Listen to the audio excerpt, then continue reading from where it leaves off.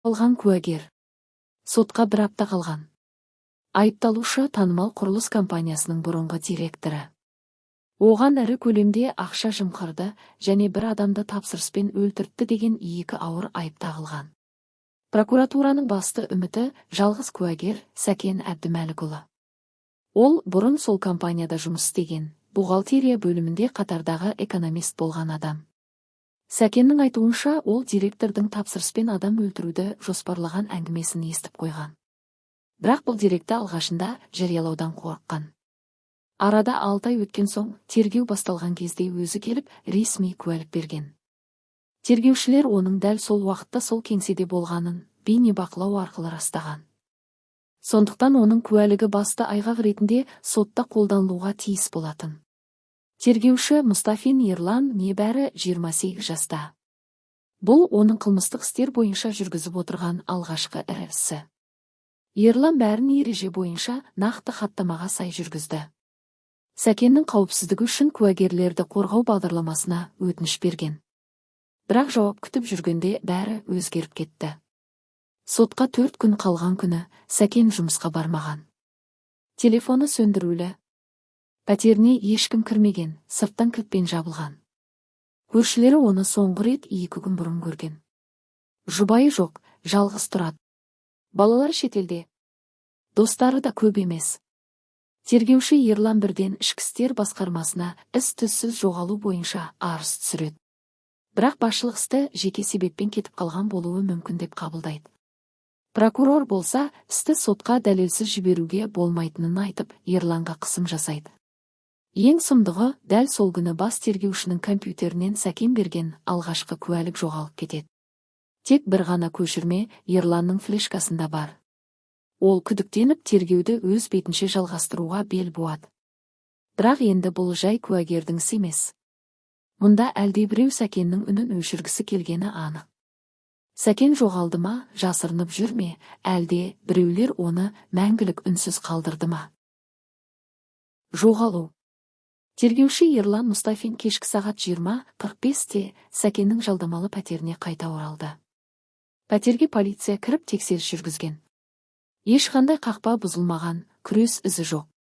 Үстел үстінде салқын кофенің жартылай іші қалған ыдысы, теледидар қосулы тұрған күйде қатып қалған. Сәкеннің телефоны сөндірулі. Пәтерден ноутбук пен сөмкесі жоғалған. Бірақ ең қызығы, құжат салатын былғары папкасы үстел үстінде қалған. Ішінде төлқұжат пен сақтандыру қағаздары бар. Егер өзі кетсе, төлқұжатсыз кеткен. Егер алып кетсе, біреу әдейі қалдырған. Көршілерден сұрағанда, олар Сәкенді 2 күн бұрын кешке қарай үйге кіріп бара жатқанын көрген. Кейбірі оның жанында қара маска таққан бір жігіт жүргенін айтты. Анықтап көрмеген, тым қараңғы кез болған. Ерлан ішкі істер басқармасына 2-ші мәрте арыз түсіріп, жоғалу дерегі бойынша қылмыстық іс ашуды талап етті. Бірақ жоғалған адам туралы стандартты нұсқа өзі кетіп қалған болуы мүмкін деген сызықпен ғана қаралды. Ал Ерлан бұған сенбеді. Куәгер жоғалатын күннің дәл қарсаңында. Бас тергеушінің компьютерінен Сәкеннің куәлігі өшіп кеткен. Куәгердің телефоны сөнген. Қауіпсіздік бағдарламасына өтініш жауапсыз қалдырылған. Үйден дәл ештеңе ұрланбаған, бірақ біреу кіргені анық. Ерлан пәтерге қайта кіріп, әр ұсақ детальды тексерді. Үстелдің астынан жұмсақ пластикке жазылған шағын магнитті карта тауып алды. Бұл кеңсе кіретін карта. Артқы бетінде Алма құрылыс күйіп деп жазылған. Дәл осы компания Сәкен бұрын жұмыс істеген. Дәл осы компанияның директоры айыпталушы болып отыр. Бұл кездейсоқ емес, деді Ерлан ішінен. Егер Сәкеннің қолында әлі осы карта болса, неге оны тастамай жүр? Мүмкін ол өзі әлдебір дерек жинап жүрген. Немесе кеңсеге жасырын кіріп шыққан. Немесе ол біреумен қайта байланысқа шықты ма? Ерлан картада сақталған соңғы өту белгілерін тексеруге бел буды. Бұл қарапайым куәгердің жоғалуы ғана емес. Бұл біреулер үшін өте қажетсіз шындықтың беті ашылмауы үшін жасалған әрекет. Бірақ Ерлан шегінбеді. Іздер. Ерлан қолындағы жалғыз нақты айғақ Алма құрылыс күйіп кеңсесіне кіретін магниттік карта. Ол картада соңғы рет қолданылған уақыт пен орынды тексеру үшін компанияның қауіпсіздік жүйесіне сұрау жіберді. Күні ертең жауабы келді. Карта Сәкеннің жоғалардан бір күн бұрын түнгі сағат 00:17-де пайдаланылған. Кірген, бірақ шыққаны белгіленбеген. Бұл мәлімет Ерланның күдігін растады. Ол бірден кеңсеге барып, сол түнгі бейнебақылау жазбаларын сұрады. Бірақ күзет бастығының айтуынша, сол күні серверде техникалық ақау болған, бейнебақылау істемеген. Бұл кездейсоқ па? Ерлан карта арқылы кірілген қабатқа шықты. Ол құжаттар мұрағаты орналасқан жер. Сол жерді мұқият қарап шыққанда, бір шкафтың артында жол сөмкесі табылды. Ішінде ескі диктофон, флешка, 3 беттен тұратын қолмен жазылған жазба, жеңіл куртка. Сөмке иесі дәл Сәкен екені анық. Оның аты жөні жазылған белгі бар. Бұл оның өзі әкеліп жасырып кеткен деректер жиынтығы болуы мүмкін. Ерлан сөмкені сараптамаға тапсырды. Кешке диктофонды тыңдап көргенде Сәкеннің дауысы анық естілді. Мен бәрін жазып жатырмын. Егер бұл аудионы тыңдап отырсаңыз, мені не өлтіріп кетті, не қамауға алдырды. Мен директордың кімге, не үшін тапсырма бергенін анықтадым. Бірақ менің сөзім жеткіліксіз екенін білем. Сондықтан дәлел керек болды. Флешка құпияланған. Ерлан Ішкі істер министрлігінің сараптамалық бөліміндегі сенімді әріптесі арқылы шифрын ашуға тапсырды. Бірақ бұл әрекетті тіркеген жүйе біреулердің назарын аудартты. Кешкі сағат 22:30. Ерлан көлігіне мініп жатқанда белгісіз нөмірден хабарлама келді. Сол флешка саған неге керек? Сол сәтте Ерлан сезді, енді бұл жай куәгердің жоғалуы емес. Бұл ақиқат пен өлімнің арасындағы тартыс. Өмірлік құпия. Ерлан флешканың құлпын аштырған кезде ішінен тек бір құжат шықты. Ішкі қызметтік хаттар мен төлем журналдарының сканы. Бірақ бұл құжаттар бір қарағанда ештеңе білдірмейтіндей көрінетін. Әдеттегі келісім шарттар, қаражат аударымдары. Тек бір деталь Ерланның назарын аудартты. 5 түрлі фирмаға әр түрлі атаумен аударылған қаражаттардың барлығы сол бір есепшотқа бірігіп отырған. Олардың ішінде Болашақ жоба құрылыс жауапкершілігі шектеулі серіктестігі, Kala Invest Group жауапкершілігі шектеулі серіктестігі, Автосервис жауапкершілігі шектеулі серіктестігі. Бәрінің түпкі иесі бір адам, Ильяс Бақтиярұлы, қала әкімінің орынбасары.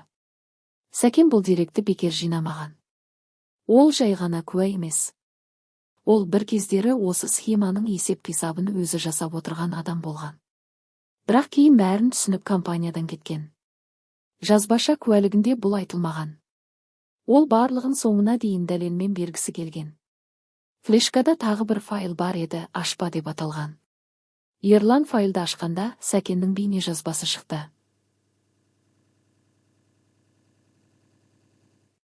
Ол диктофондағы әңгімесін қайталап айтып шыққан. Көзінде қорқыныш бар. Бірақ шешімді. Мен енді үндемей қала алмаймын. Ертең осы деректерді сотқа берем. Егер тірі жетсем. Сол сәтте тергеушінің телефоны қайта дірілдеді. Бөгде нөмір, сен бұл іске араласқың келсе, өзіне жауап бересің. Ол енді түсінді.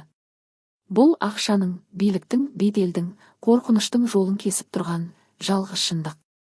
Ал сол шындықты айтпау үшін бір адамның тағдыры құрбан етілді. Енді Ерлан таңдау алдында тұр. Істі жабу ма? Әлде шындықты жария ету ме, кім болса да қарсы тұру ма? Шешім. Сәкеннің флешкасындағы деректерді зерделеп шыққан Ерлан бір түн бойы ойланып шықты. Бұл іс тек бір адамның емес, толық бір жүйенің жемқорлық схемасын дәлелдеп тұр. Қолында нақты құжаттар бар, бірақ сол дәлелдердің өзі оның өміріне қауіп төндіріп тұр. Таңертең Ерлан өз кабинетіне дегенде үстел үстінде хат жатты. Қара конверт.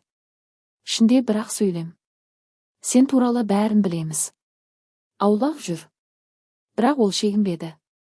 Флешка көшірмесін жасап, бас прокуратура мен бірнеше тәуелсіз ақпарат құралдарына жолдады. Дәл сол сәтте таңғы сағат 11:00-де Сәкен табылды. қала шетіндегі ескі қонақ үйдің бір бөлмесінде есеңгіреген, әлсіз күйде, бірақ тірі. Оны бір топ адам бірнеше күн бойы сол жерде ұстаған. Тамақ пен байланыс құралдарын бермеген. Сұрақтың бәрі біреу: флешканы кімге бердің? Сәкен ештеңе айтпаған. Тек бір сөзді қайталаған: Ерланға сенем. Ерлан мен Сәкен прокуратура ғимаратына жеткізілді. Бірнеше сағаттық тексерістен кейін бас прокурор кеңсесінде баспасөз мәслихат өтті. Біз мемлекеттік деңгейдегі жемқорлық схемасының бетін аштық. Бұл іске қатысы бар тұлғалар жауапкершілікке тартылады. Тергеу жалғасуда. Келесі күні қалалық әкімдік ғимаратында Ілияс Бақтиярұлының ұсталғаны туралы ресми мәлімдеме жасалды. Алма Құрылыс Group компаниясына қатысты істер қайта қаралатын болды. Ерлан кабинетінде жалғыз отыр. Терезе сыртында жаңбыр жауып тұр. Ол ноутбугын жапты. Үстел үстінде Сәкеннің флешкасы мен диктофоны жатты. Ол шындықты жеткізді. Бірақ бұл соңы емес. Бұл тек бастамасы еді. Бір адамның батылдығы, екінші адамның шындығы бүкіл жүйені шайқалталды. Аяқталды.